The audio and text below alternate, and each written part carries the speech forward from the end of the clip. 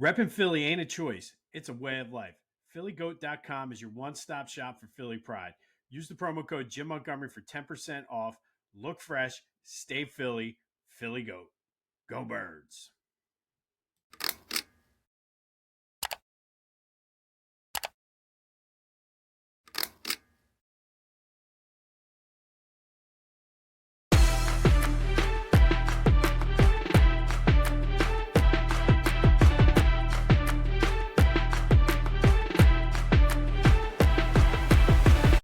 What's up, everyone? Welcome to this day in Philly sports history for October 22nd, 2025. I'm your host, Jim Montgomery. Welcome to a Wednesday edition of the podcast. Happy hump day to everyone out there. And it's official. BG is back. Lots of back and forth on my social media as well as just the local sports radio, everybody else's social media. A lot of people still split on this. A lot of people loving that BG is coming back just because he's a fan favorite. But a lot of people, which I still do not get, talking about his legacy. Why would you do this? Why wouldn't he? I mean, it's his legacy. I mean, it is what it is. Like I said, I think he's definitely going to provide some type of leadership in the locker room, whether or not this is the main reason they're bringing back or not, I don't know. But, I mean, they definitely need some depth on the field, specifically this weekend. There's a possibility, according to what I heard Vic Fangio say, that he could be out there getting some snaps this weekend, specifically if Azeez Ojulari is out with the hamstring. I know that Keely Ringo had the big hit on Moro Jomo, so who knows where his status is. They're going to need him. And like I said, I'm not coming out and expecting him to be the player he was 10 years ago, but I mean, if he can come in and get a sack or two, why not, man? Like I said, I don't get it, so we'll see we're going to learn a lot today about the direction of this team, who's going to be available and everything once they return to practice, but it all comes down to the difference. Yes, he's in shape, but as Vic Fangio said, football shape is different. So we should have a better idea today. But I do think with Nolan Smith coming back in a couple weeks, could be okay. And I think there might be enough there to sort of pause the need for another edge rusher. Because to me, I still think cornerback 2 is a bigger concern. However, Jacorian Bennett's practice window could open today. We'll find that out as well. If things go well, there's a possibility he could be on the field this weekend. So lots of things up in the air for this weekend, but we should have a better answer for it. But BG is back. It is Kelly Green week. Man, if he comes out on that field and gets a sack, place is going to go nuts on Sunday. I can't wait. And then, of course, as the A.J. Brown turns, another cryptic Instagram post talking about using me but not using me. There's something, and I don't know what his deal is. I don't know whether he just likes the drama. He's a hell of a player. I'm sure today he's going to say, oh, it was misinterpreted. It wasn't what you think it was. BS. You know what you're doing. I'm not going to go as far as everyone else and say, oh, they need to trade him, because that would be just dumb. Literally just dumb to trade A.J. Brown. But somewhere, I don't know if Big Dom needs to kind of take him for a walk and have a talk with him or what. But come on, A.J. Like, yes, you can post whatever you want, but the fact of the matter is he has a communications degree, so he knows what he's doing. So we'll see what that goes. But at this point, I don't even think it doesn't shock me. I'm not concerned about it. It's just, okay, what's AJ going to tweet this week? But today, Eagles return to practice. We should have a better idea on what's going to happen with everyone. But looking forward to the Giants game and then the bye week. Then who knows from there. But that's our Eagles coverage for today. Be sure to follow me on social media, Be sure to follow me on social media at Philly Jimbo.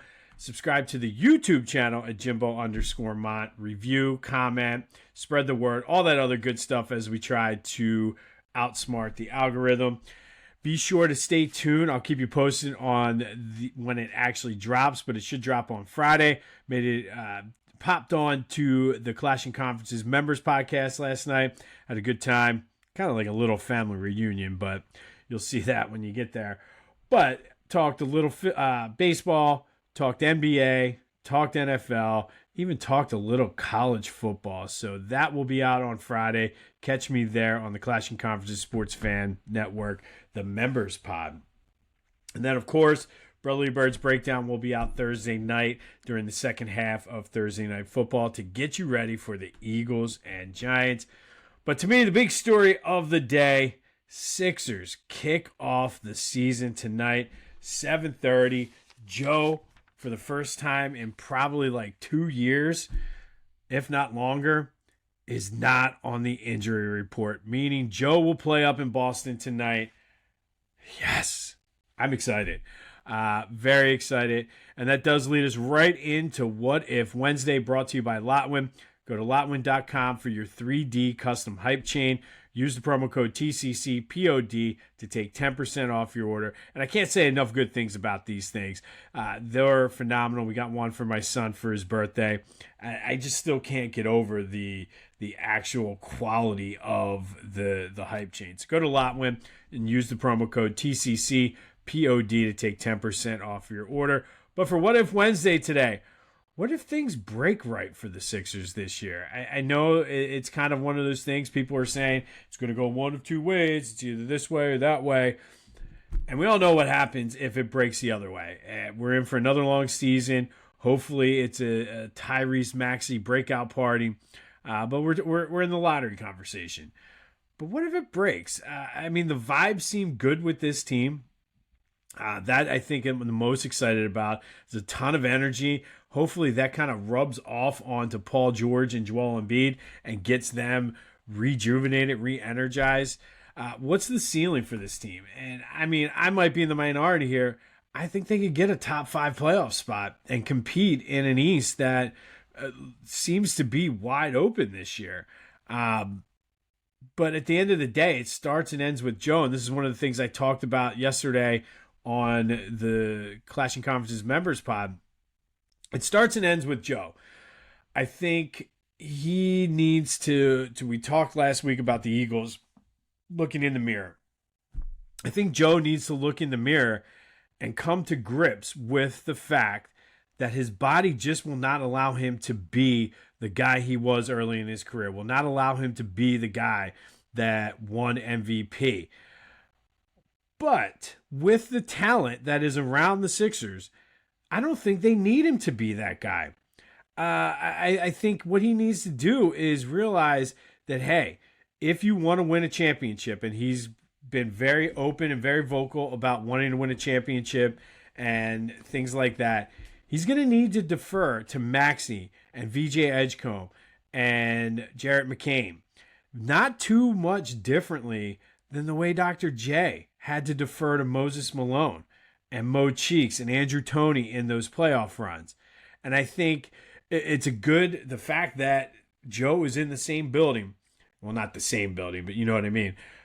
The same sort of building, and can see and rely and have access to Dr. J. I think Dr. J and Joe need to have a sit down and let him realize, hey, you need to defer to these guys. Know that you can still be that guy, just not day in and day out. And truthfully, could Joe ever be that guy day in and day out? Because by the time he got to the playoffs, by being that guy, he was always banged up. So I think you defer to him, pick and choose. I'm not saying don't give 100%. I'm saying, you know what? Move the power forward. Let Adem Bona play the center while you're out there. You know what? Dish the ball out to Maxey. Dish the ball out to McCain. Hit Edgecombe driving the lane. Different things like that. Quentin Grimes. Defer to him sometimes. And if it comes down to it, you need to be the big dog, be the big dog. But your body's just not going to allow you to be the big dog day in and day out. And this team is set up and built around you to make it so you don't. So I think ultimately that's where it starts. It comes down to Joe, whether or not he can mentally, because it's a huge difference. This team has been Joe's team for the past 10 whatever years. 10, I think he was drafted in 15 or 13. So 10, 12 years, this has been Joe's team. So it is a change in mindset. But if he can get on board, those young guys are going to see that, and that's just going to carry over. We talk all the time about things snowballing in sports, and that's something that's going to snowball with this team. And I think Joe appears, as of right now, he's saying the right things, he's motivated, and I think that's where it starts. I think Tyrese Maxey has a shot to legitimately take a step toward being one of the elite players in the NBA. He's one of the good players right now, but I think he can get his name in that top maybe 20, top 15 conversation with a good year. I don't quite think he's there yet, but I mean, he could do that. And McCain and Edgecombe just need to continue to grow and learn. Edgecombe's not going to be a good shooter this year. Doesn't mean he can't learn to shoot. Tyrese Maxey taught himself to shoot. You see it all the time in the NBA. Guys learn to shoot. He has the other skills. He's athletic. He can stretch the floor. And I think stay within yourself and stay within the team for both of those guys. And McCain, I really need him to step up. Second year now, once he comes back from injury, and be that guy. And I think they're capable of doing it. That's the thing. And then, of course, Quentin Grimes, wouldn't be surprised if he gets consideration for maybe sixth man of the year, because he should get a ton of playing time if they're going to be managing Joe the way they keep saying they are. And then PG, whatever you get from PG, you get from PG. Leadership, teaching these young kids. Maybe there's a night he puts up 25. I think that's just kind of icing on the cake. But this team has some talent. It's just a matter of it coming together. And like I said, it starts with Joe. Playoffs. Don't talk to me about no. Every time never mind. We're on our way to a playoff. Little side note here: playoff fall ball game, and all I could say, I was like, "We're going to the playoffs." My kids thought it was the greatest thing ever. Played the press conference for him, so I was a great, cool dad for a couple minutes. But playoffs. But I think this team can get one of the guaranteed spots, top 5, top 6, and not have to worry about playing in the play-in. Could they catch lightning in a bottle and get a top 4, maybe a top 3? I think that is the high end of the ceiling. I think they're going to need a very big industrial ladder to reach that ceiling, but certainly they could, especially if Joe plays in 50 games. If Joe plays in 50 games, which I think is at the high end, I'm looking between 40, 45 for him. But if he plays 50 or more games, which if he's willing to accept that his role on this team and do what's best for the team, I mean, he certainly could do that. I think they could with a high enough ladder. And now I sound like Daryl Morey if you squint, but I think they could get that. I mean, the East is going to be open, so it's there for the taking if they get hot and catch that lightning. But what are your thoughts? 267-495-8531. How are we feeling about the Sixers? I mean, I think they're over under. I already bet this, and I think I could very easily see this number going under, and I could very easily see this number going over. But their over under for wins is 44.5, and they could win 20 games.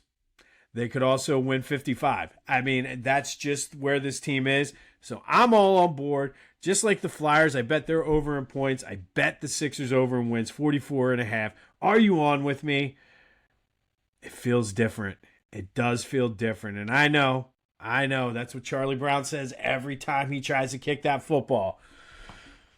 But guys, this does feel different. I don't know why. I'm excited for it. And maybe it's because last year was just such a crappy season.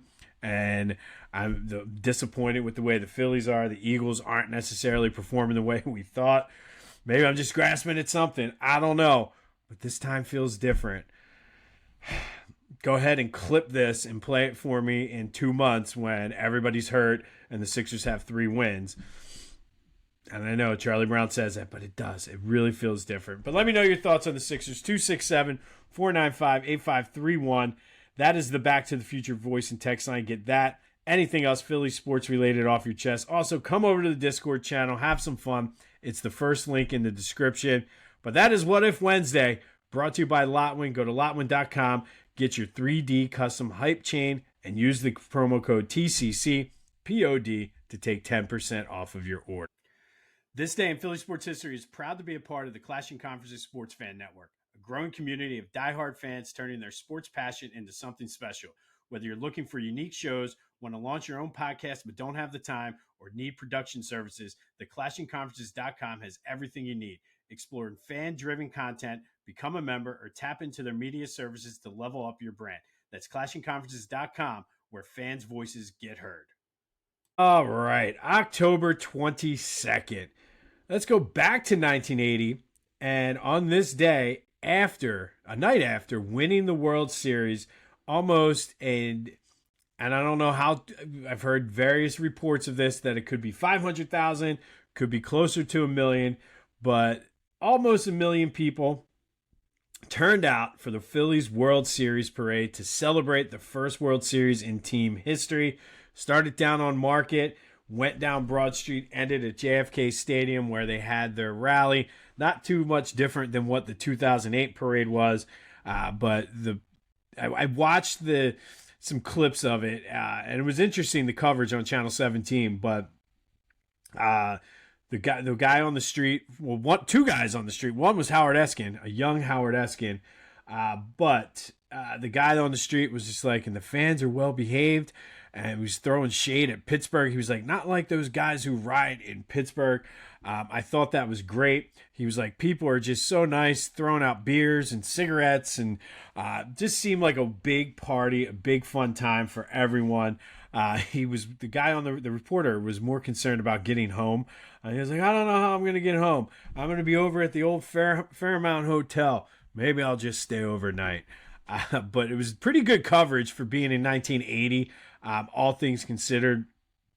But on this day, 1980, the city of Philadelphia celebrated the Phillies World Series victory with a parade. Started down Market, went down Broad, all the way to JFK, where the players and everyone got to speak. Then fast forward all the way to 2006, down 17-7, and going into the fourth quarter. Donovan McNabb, who had thrown 2 picks in the first half, both of them pick sixes to Rondé Barber, led the Eagles back. In the fourth quarter, he threw touchdown passes to Reggie Brown and a 52-yarder to Brian Westbrook with 33 seconds left to give the Eagles the lead.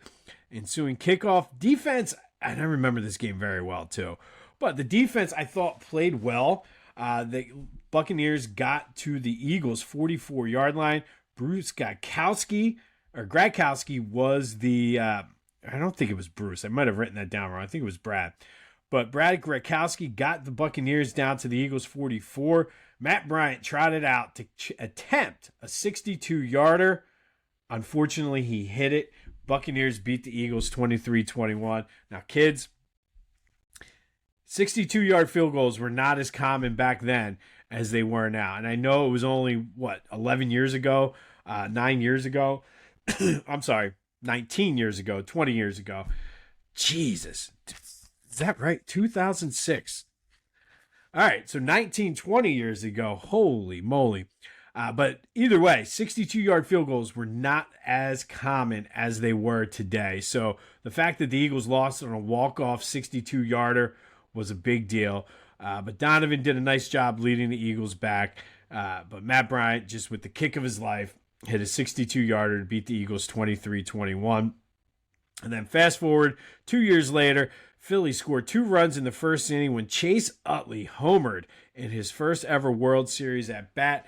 Cole Hamels continued his magnificent postseason, pitching 7 innings, giving up 2 earned runs, walking 2, and striking out 5 as the Phillies hang on to win 3-2 over the Rays in Game 1 of the World Series. Despite the fact they were 0 for 13 with runners in scoring position and had 11 men left on base. And that was a theme those first two games of that series for the Phillies. Remember just being like, man, because both game one and game two, the Phillies should have blown them out. And then we saw how the rest of the series played out. The Phillies were just the better team. But, man, we were nervous. We were like, all right, we only won 3-2. 13 runners in scoring position. But we all know how it turned out. So stay tuned next week for more on that 2008 Phillies. And then 2023, had to include this one. Jalen Hurts threw for 279 yards, 2 touchdowns to A.J. Brown and Dallas Goedert. Also ran one in as the Eagles beat the Dolphins 31-17 on Sunday Night Football. Why am I bringing that up? 1, because it happened today. But 2, it was the first ever game for the Eagles since they brought back the Kelly Green jersey.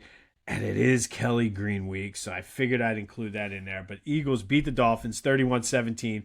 Sunday Night Football. Jalen Hurts outdueled Tua Tagovailoa, the guy who replaced him at Alabama.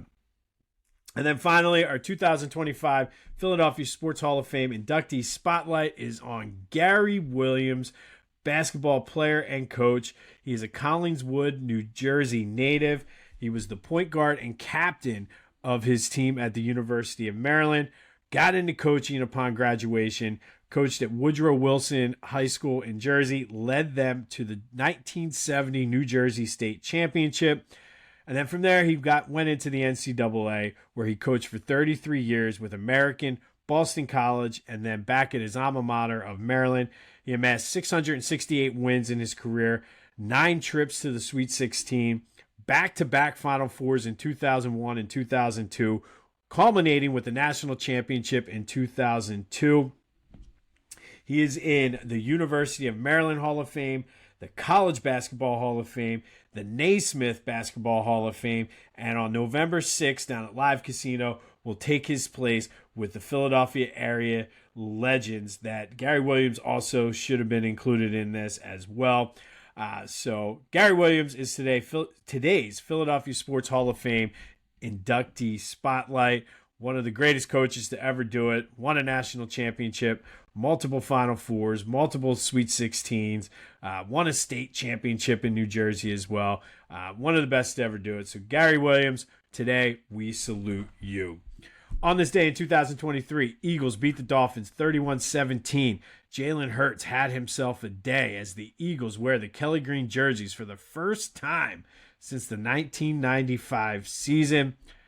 One of the best things that Jeffrey Lurie ever did was bring those Kelly Green jerseys back. 2008, Phillies win Game 1 of the World Series 3-2. Cole Hamels was magnificent. Chase Utley hit a home run in his first World Series at bat in the first inning to set the tone. 2006, Donovan's comeback bid falls short as Matt Bryant hit a 62-yard field goal as time expired to beat the Eagles 23-21 down in Tampa. And then 1980, whether it was 500,000, a million, it doesn't matter. Everybody came out to celebrate the 1980 Phillies World Series championship, the first in team history. Be sure to let me know your thoughts on the Sixers as they kick off tonight. We'll have a full recap of the Sixers game tomorrow. Also, we'll keep you updated on any Brandon Graham and other Eagles injury updates. But I'm pumped, man. It's Sixers. I know. Just let me have it. We all know. You guys out there probably right now are like, we know how this is going to end. Just let me have it. Why do you got to take it from me? Give me hope. I just want the hope, the excitement. It's opening day. It's not the same as NFL opening day or opening day in baseball, but it's the Sixers opener. Just give it to me. This has been This Day in Philly Sports History for October 22nd, 2025. My name's Jim Montgomery. Go have yourselves a hump day, and until next time, I'll see you when I see you.